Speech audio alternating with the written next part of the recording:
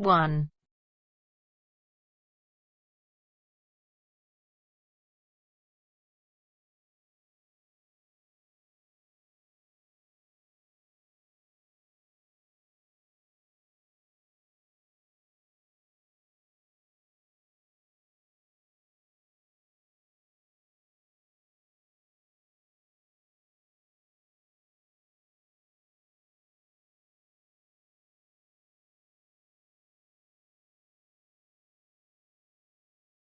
You'll hear a number of different recordings and you'll have to answer questions on what you hear.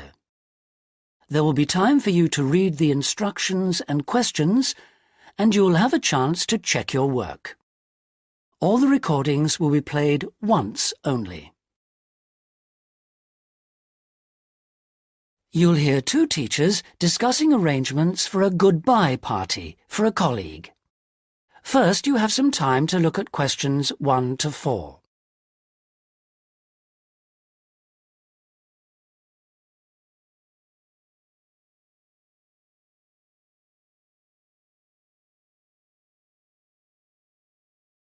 Now we shall begin. You should answer the questions as you listen because you will not hear the recording a second time. Listen carefully and answer questions 1 to 4. Hi, Tony. Thanks ever so much for coming. You know we've been asked to organise something for John's farewell. Yeah, sure.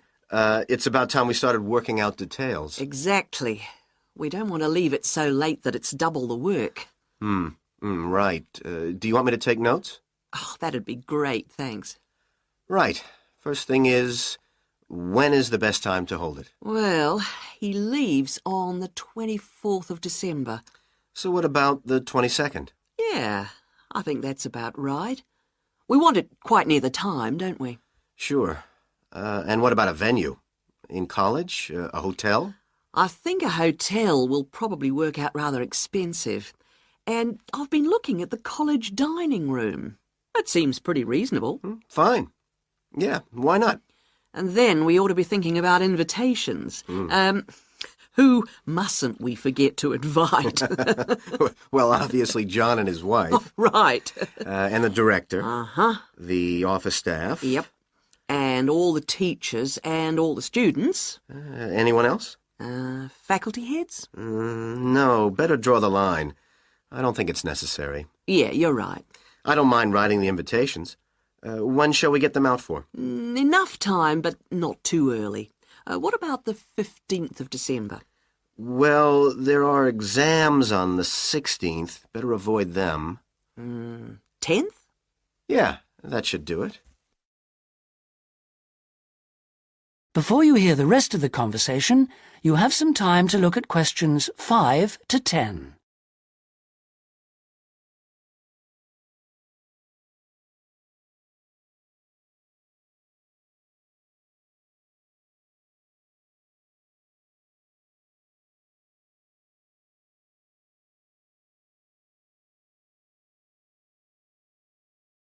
Now listen and answer questions 5 to 10. So, what does that leave? Oh, yes, a present. Would you mind doing that? No, not at all. We usually go round with an envelope during coffee break, don't we? Yeah, coffee break's always the best time, because people have got their money handy. Yeah, exactly. Do we suggest an amount, or does it seem a bit unfair? No, I think people welcome it. We suggested $6 last time. Is that okay? Yeah, plenty, I would have thought, which should leave us with about $90. Have you any ideas for presents? Well, I've been having a little think. I thought, he loves music. Yeah, and books. So I thought I'd check on prices for, perhaps CD players? Yeah, that's a good idea. And also I thought maybe, a set of dictionaries. I heard him say he needed a good one. The other thing he was saying last week was that his computer printer had broken. No, I'd be really frightened about getting the wrong type. Okay, yeah. The other thing is something for the home. Jill suggested a coffee maker. Oh, yeah. I'll certainly find out what they cost. OK. Have you got all that down? Yes. Now, we need to think a little more about the money. I know we've got a set amount from the social fund. Right. What does that cover? It's meant to cover the cost of the room. Yeah. And a certain amount for food. And also drinks? Oh, yeah, certainly. But will it be enough? What we've done in the past is to ask guests to bring some snacks. Right. We don't ask them to bring more drinks because we figure that's, that should come from the social fund. Okay. Anything else for the guests to bring? Well, some music, because there'll be a tape deck there in the room, and we can have some dancing later on. Anything else? Well, it's just a thought, but a couple of years ago we had a really good party where we set up, some simple games. Yeah, great. Wasn't it based on photos from the students and teachers? That's right. So we should ask the guests to bring photos. Okay, I'll put it on the invitations. Now, the last thing is, who shall we ask to do the speech? Don't you think it might be nice to have one of the students? Well, then the student leader? Yeah, much better than the director giving speeches again. OK, then I'll ask her.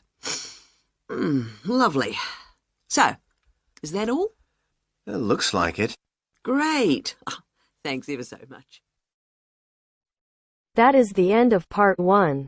You now have half a minute to check your answers.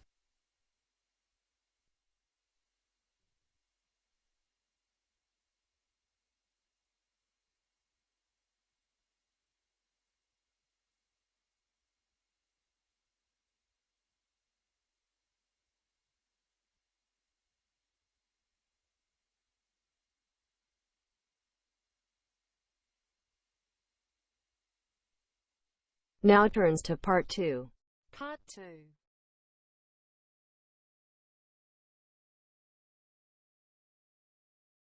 You'll hear a pre-recorded message on the Travelite Travel Agency information line. First, you have some time to look at questions 11 to 15.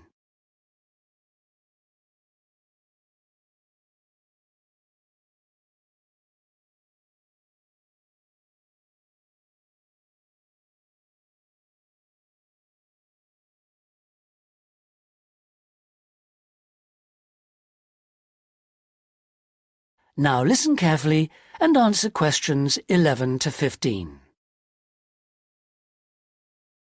Thank you for calling the free Travelite Travel Agency information line. You will not be charged for this call. In order to deal with all calls effectively, we offer you a number of options. Please listen carefully and press your required number at the appropriate time or dial a new number.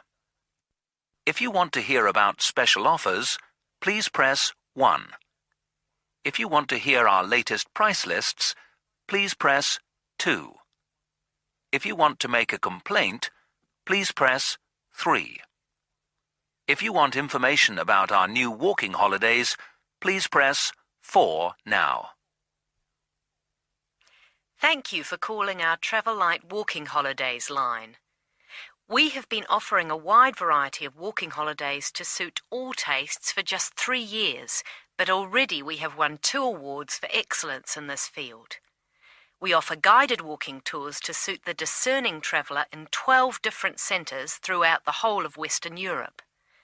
We are planning to open our first centre outside this area in the coming year, so watch out for developments.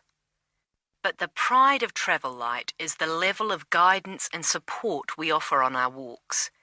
All are planned in detail by our highly trained guides who all work in a variety of different Travelite locations, so we can guarantee standards. Each day we offer 3 separate walks catering for all skills and fitness levels. We also pride ourselves on our friendly service, particularly important for the increasing numbers of people who choose to holiday alone. Unlike almost all travel operators who happily charge large supplements for single rooms, we guarantee that no single client will pay more, even when only double rooms are available for them. And the day doesn't end with the return to base. After our dinner at communal tables designed to make all our guests feel part of a family atmosphere, entertainment is laid on nearly every night with tour leaders on hand to organise lectures, games, quizzes, and respond to any special request from guests. Before you hear the rest of the message, you have some time to look at questions 16 to 20.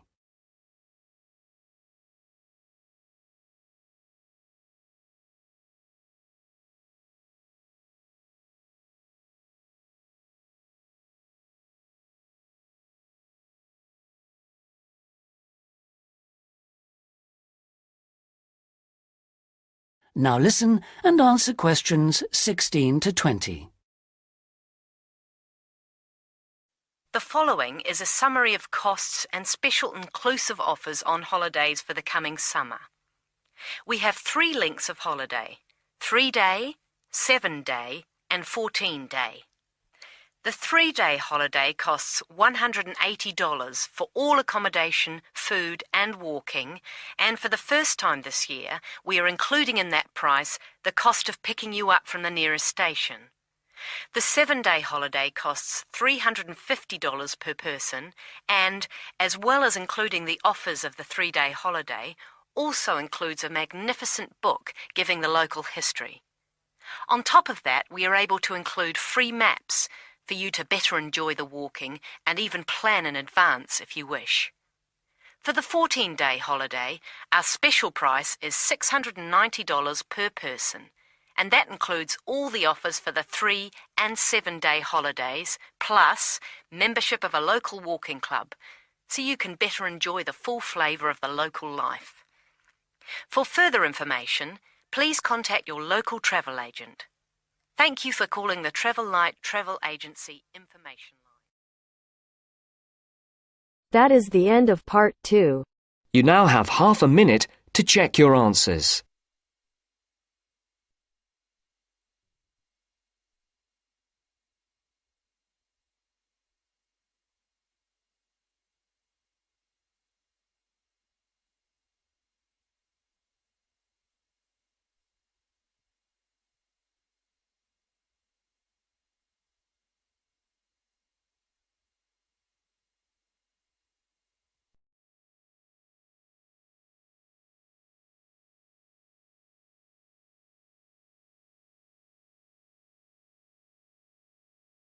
Now turns to part 3.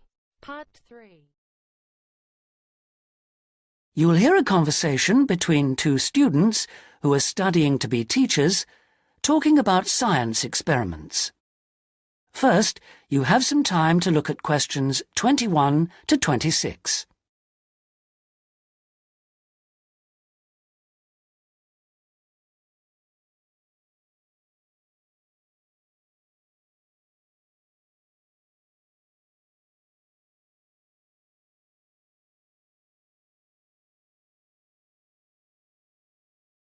Now listen carefully and answer questions 21 to 26. Hi, Sue. Hi, Mike.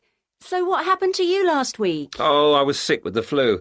What's this I hear about a big assignment we've got to do? Oh, well, basically, we've got to find 2 science experiments to do with a group of 8-year-old children at the local primary school, and we've got to complete it by the end of the week. That sounds like hard work. Where are we supposed to get the ideas for these experiments from? Well, I managed to get hold of 2 books from the library. Oh, well done. How about if we take a look at the experiments in this book first and see if anything looks suitable? I can make notes as we go about equipment and the purpose of the experiments. OK, let's see. The first experiment is called Make Your Own Hovercraft, which sounds very ambitious. Mind you, you only need 20 balloons and a table. You don't need any special engines or anything like that. What do you do with it all? You blow up the balloons and you balance the table on them, upside down, of course, and the kids get to ride around on it. You know, the other kids sort of push them around the room. The main purpose is to show how hovercrafts work and how things hover around on just a cushion of air. OK, that doesn't sound too bad. OK, ready for number 2? Mm-hmm. Now, this one is called Unusual Measures of Lengths, and you basically use lots of paper clips. The kids go around the class measuring things, you know, how long the desk is and that sort of thing, and then they all compare their answers. And basically, because not all paper clips are the same length, they should come up with some strange answers. It's supposed to demonstrate the importance of having fixed units of measurement. Yeah, that's not bad. OK, now for number 3, you need rock salt or copper sulfate. Oh, I'm not sure about that. Well, just put down the rock salt then. Apart from that, you only need a jar of water. And basically you dissolve lots of salt into the water and watch the crystals form. So it basically teaches the kids about growing crystals. Yeah, I suppose it would be nice to grow something. Let's move on and have a look at number 4. OK, this one is called Spinning Colour Wheel. It looks like you get some cardboard and draw a circle on it, divide it into 6 equal segments and colour each one in using different colours, then you thread a piece of string through the middle. So we'd need some string as well.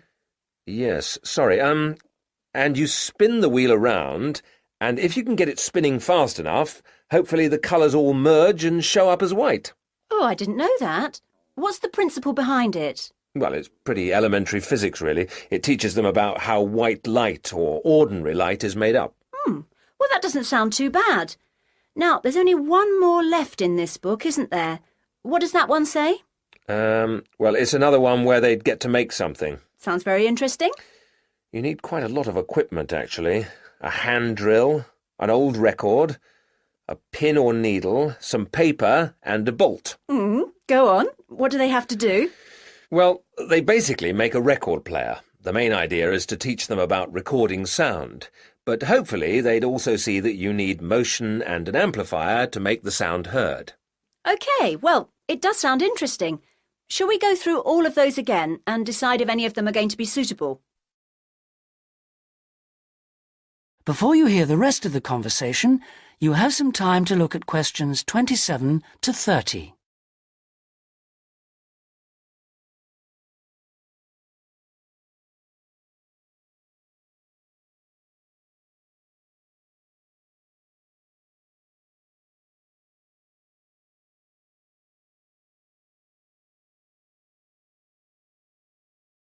Now listen and answer questions 27 to 30. Right, number 1. I thought this one sounded nice. There'd be lots of activity, and it doesn't need too much in the way of equipment. Yes, that's true, but don't you think it's a bit risky to get a group of 8-year-olds pushing each other around a classroom like that? Well, someone could get hurt. No, I don't like the sound of that one at all. Maybe you're right.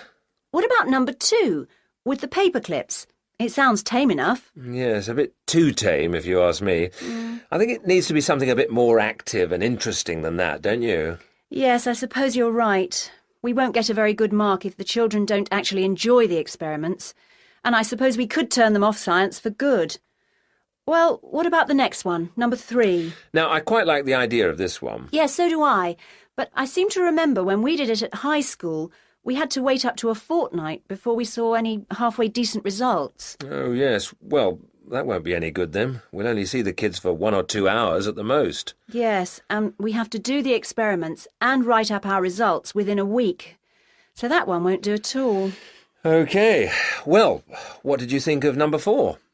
I like the idea of it, but do you think it will be a bit elementary for them? Well, they are only 8, you know. I know, but you know what I mean. Don't you think the activity itself is a bit babyish? Maybe you're right. They might have fun, but I mean, cutting out a circle and colouring it in. OK. Well, what about number 5? I thought this one sounded a bit too good to be true. Great equipment. Yeah. But don't you think it's a bit ambitious for this age group? I mean, I don't want to start off something and then have to abandon it if they just can't cope with it.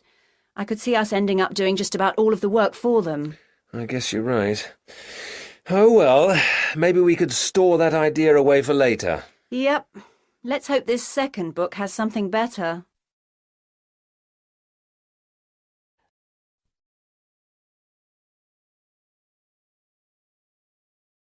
That is the end of part 3. You now have half a minute to check your answers.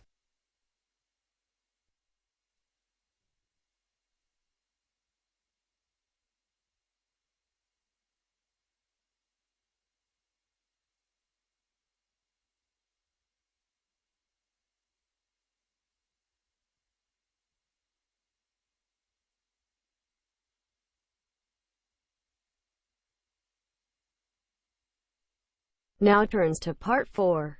Part 4. You'll hear a lecturer talking about the meshing of sharks in Australia.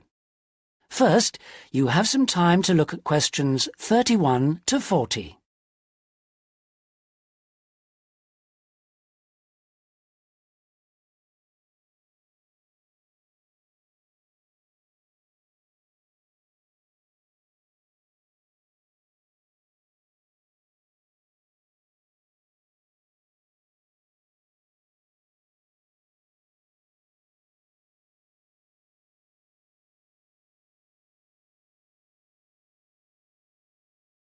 Now listen carefully and answer questions 31 to 40.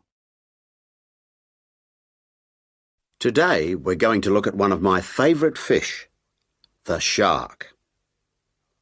As you know, sharks have a reputation for being very dangerous creatures, capable of injuring or killing humans.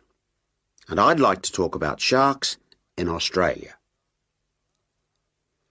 Sharks are rather large fish, often growing to over 10 metres, and the longest sharks caught in Australia have reached 16 metres. Sharks vary in weight with size and breed, of course, but the heaviest shark caught in Australia was a white pointer.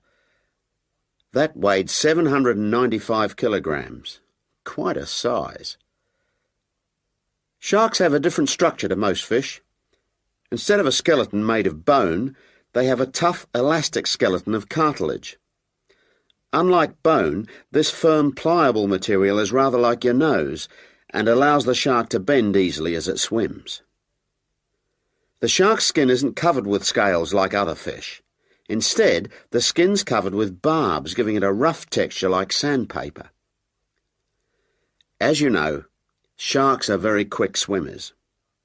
This is made possible by their fins, one set at the side and another set underneath the body, and the tail also helps the shark move forward quickly.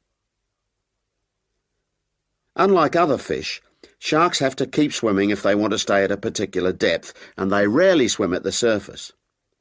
Mostly they swim at the bottom of the ocean, scavenging and picking up food that's lying on the ocean floor. While most other animals, including fish, hunt their prey by means of their eyesight, sharks hunt essentially by smell. They have a very acute sense of smell and can sense the presence of food long before they can see it.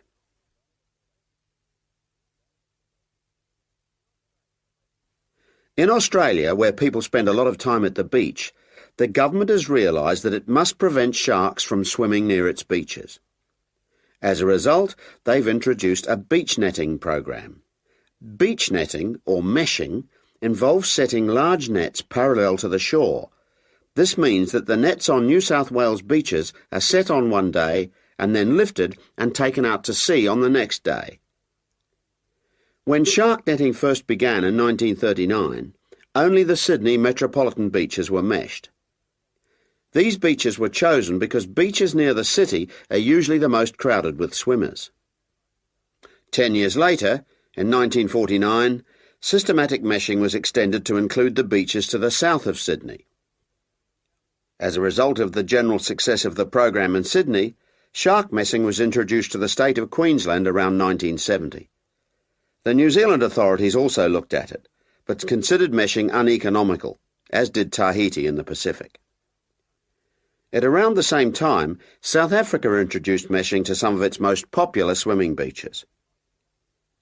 When meshing began, approximately 1,500 sharks were caught in the first year. However, this declined in the years that followed, and since that time the average annual catch has been only about 150 a year. The majority of sharks are caught during the warmest months, from November to February, when sharks are most active, and when both the air and the ocean are at their maximum temperature. Despite quite large catches, some people believe that shark meshing is not the best way to catch sharks. It's not that they think sharks are afraid of nets or because they eat holes in them, because neither of these is true.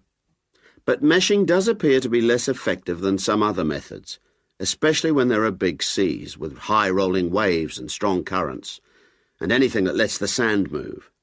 The sand that's holding the nets down. When this moves, the nets will also become less effective.